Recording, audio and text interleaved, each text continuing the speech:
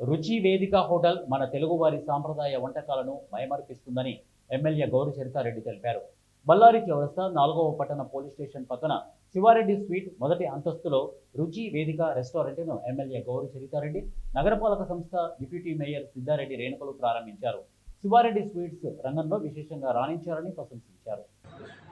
అందరికీ ప్రాపర్ ఇంటి style సాంప్రదాయబద్ధమైన food మంచి క్వాలిటీతో, అసలు కలర్స్ కానీ ఏవి యూజ్ చేయకుండా మంచి ట్రెడిషనల్ ఫుడ్ అందివ్వాలని స్టార్ట్ చేశాం.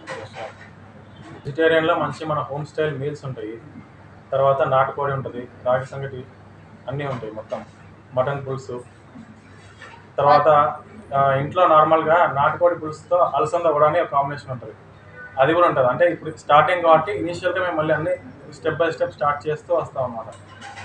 మాకు ఫుడ్ ఫీల్డ్ అంటే చాలా ఇంట్రెస్ట్. మేము శివారెడ్డి స్వీట్స్ అనేసి 1978 నుంచి ఎస్టాబ్లిష్ అయి ఉన్నాం ఆల్రెడీ.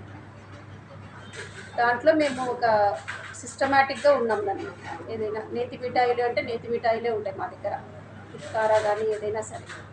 కాబట్టి అలాగే ఇట్లా రెస్టారెంట్ ఫీల్డ్లో కూడా రావాలనుకున్నాము. నాకు వంట అంటే చాలా ఇంట్రెస్ట్. రోజు 20 మెంబర్స్కి కుకింగ్ నేనే చేస్తాను ఇంట్లో కూడా.